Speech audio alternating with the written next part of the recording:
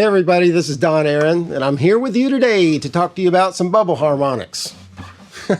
I've had a lot of people reach out to me in the past year or so and ask me how to do this or just show some interest in learning about it. And so this video is for you, and I hope you enjoy it.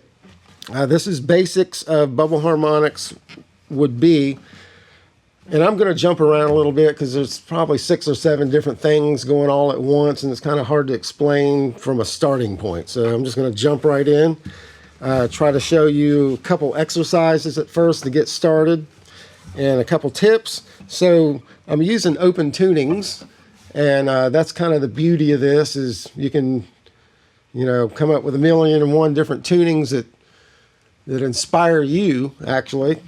I don't even know what this guitar is tuned to. It could be completely out of key. I just picked it up, tuned it to itself. So,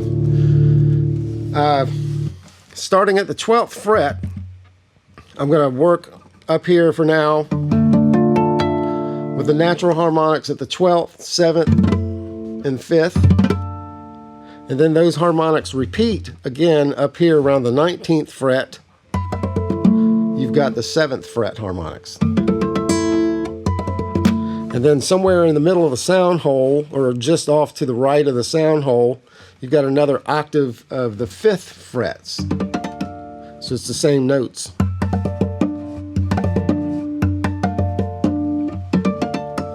Okay, so what you're going to try to do at first is get a little independence going with each hand doing harmonics separately. So starting at the 12th fret, I'm using a bar for the first finger, and I'm using my third finger to pluck, and my second finger.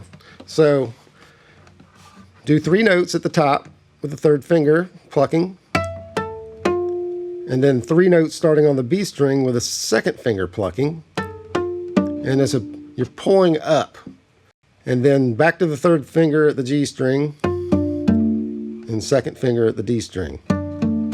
So you got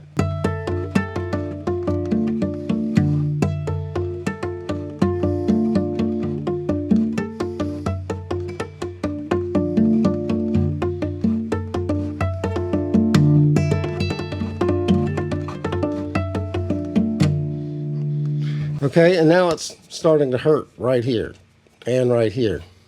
So watch out, because if you do this for too long at a sitting, at first I suggest 10 minutes, no longer than that, because you're going to start feeling some pain here and in your shoulder blade for lifting your arm up doing this bar. If you notice, my elbow is not down here like I'm playing guitar, but it's up here because it's more comfortable. And as I go down, it gets higher, or actually, if I go further back, it gets higher. So it really did a number on my shoulder blade back here recording a couple videos. Also, you're going to get some blisters on your plucking fingers that can get pretty bad, and they'll just show up all of a sudden. Using nylon strings minimizes that. If you do this on electric guitar or steel string acoustic, it's kind of like playing a cheese grater for a little bit until you get some calluses built up. But you can get over that hump and get some calluses and be no problem, no pain from then on out. And so what you want to do after you get the 2 independent hands going, also you can do string skipping down here.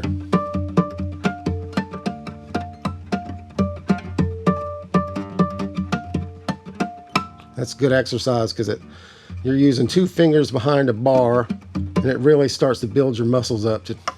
Okay, so once you get a little independence between the 2 hands, then you start combining the 2 hands, and bouncing back and forth, and that's how you can get some speed going and like fluidity. So starting with the left hand, pinky at the 5th fret, barring all across all the strings, or at least 5 of them. Do a couple notes there, actually 3. And then up here, in between the sound hole, or at the 12th fret. So 12th fret's going to give you octaves. Up here is going to be the same, ascending and descending.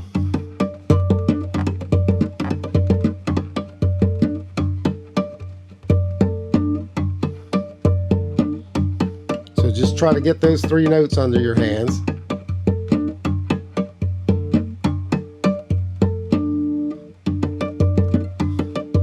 And then move it across strings.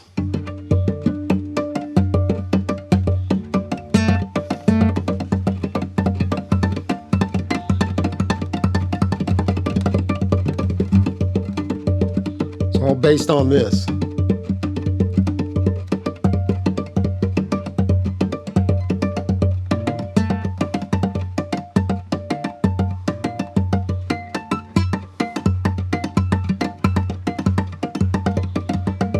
And you can throw a series of 3 notes on this hand and 4 notes on this hand just to shift the pattern around so it's not as static.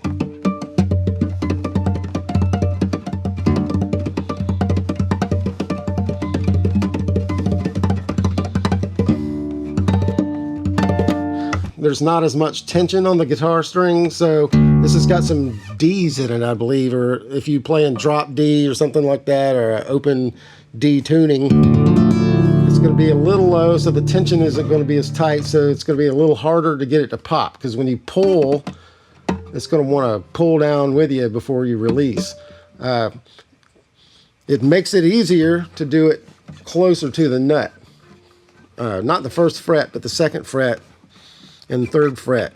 So we're playing in front of and behind the harmonic bar, basically. And this hand is a pull down motion, where this one is a pull up.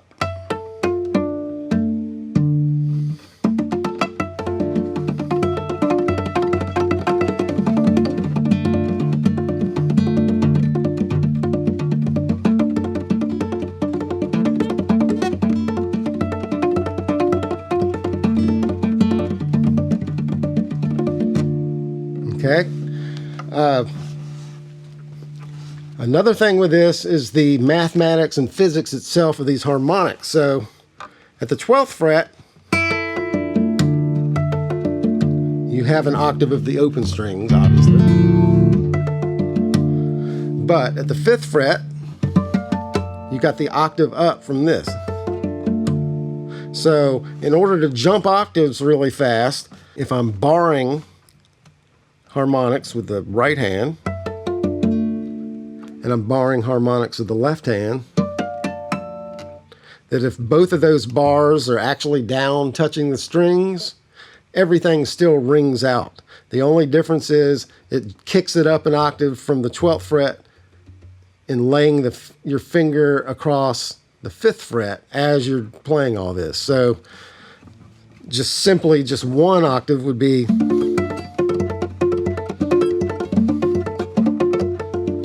okay, that's 1 octave.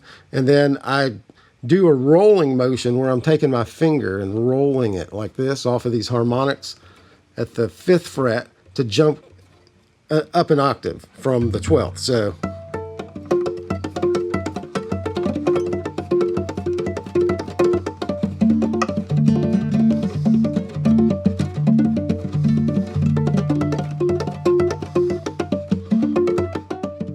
that's how I'm getting 2 octave jumps in one position. Okay, now, say I'm playing up here in between the sound hole and I'm doing single notes. So, or actually 2 notes. Well, let's start on 1 note. A string, I'm going back and forth between the left hand and the right hand. Doesn't matter where you do it, you're still going to get this note. See, I can go all the way up here and start plucking with my thumb.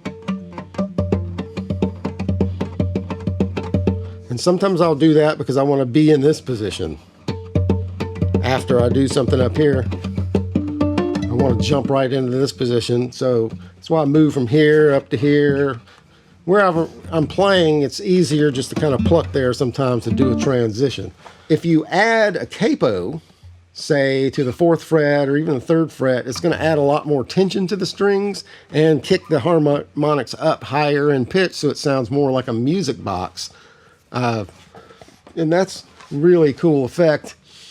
But I try not to use a capo because I can move this around anywhere. So at the 5th fret,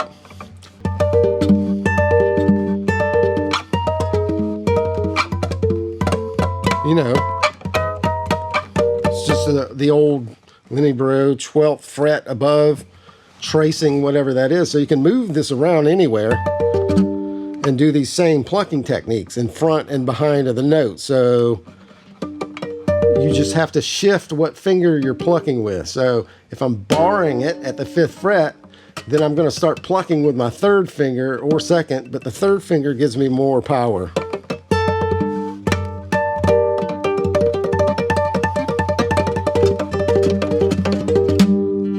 And I'm just doing like generic patterns. You can do musically whatever you want with this.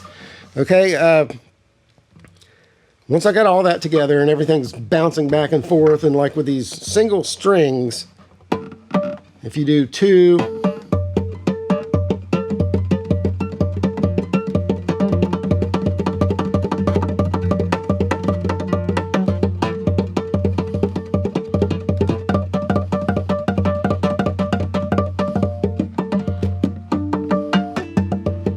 okay, 1 single note,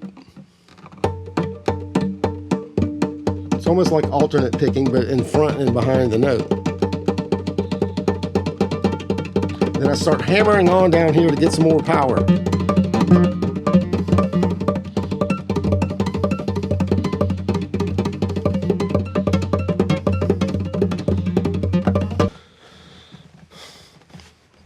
After I got all that together, then I one day was sitting here doing that, and I was like, I really want to do something over here, but I can't because I can't get my fingers over there, and then just naturally my hand went like this. And so now I can do all of this stuff that I've been showing you much easier by reaching over the barred harmonics. I'm using my thumb to pluck. So yeah. Okay. To me, that's a lot more precise, and I can get that going a lot better and fluid and quicker and stuff than doing it the other way. And so this thing, pull out a metronome and start with just slow 8th notes. So I'm doing like the 6th and 5th string plucking with the left hand, and then the D and G string with the right hand pluck.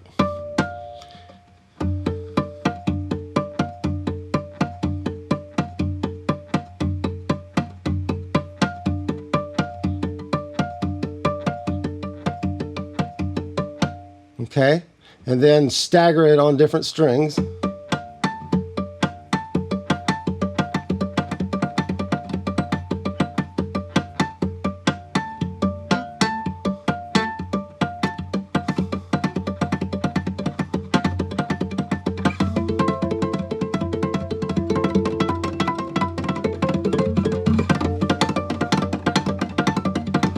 Then you can reverse the plucking by using your first finger.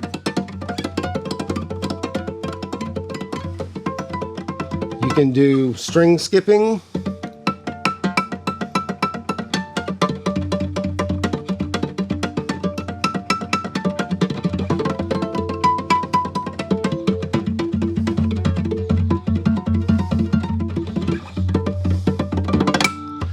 This part of it I call the sinister pluck technique.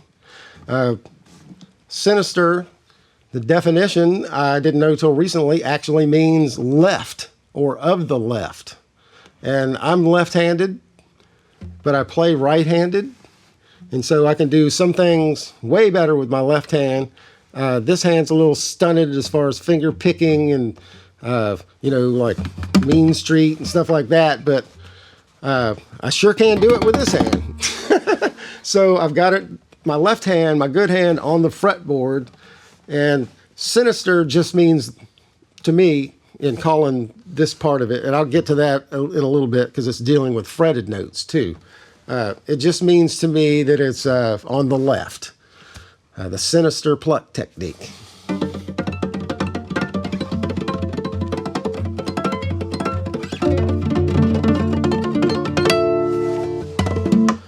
Okay, and then I moved into one day doing fretted notes with this. So just like to move around a note that gives it, you know, different flavors, let's start with just at the 12th fret, but try to do the high E open instead of that.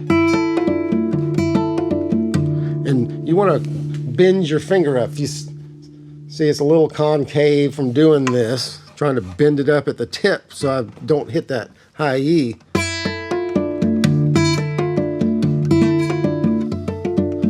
And then you can take a note on this hand and start moving around, and you can go above it and below it. So I'm just going to slide up to a random note.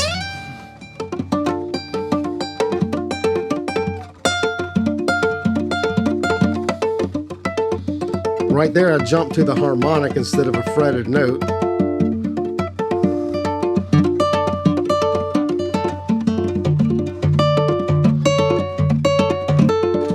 And when you get here at the 5th fret, you can add these 2 notes here or 3 notes to kick it up an octave. Well, that's the basics of bubble harmonics. And it's wide open. You can take it anywhere, you know, it's just your imagination at that point. All right, have a good one.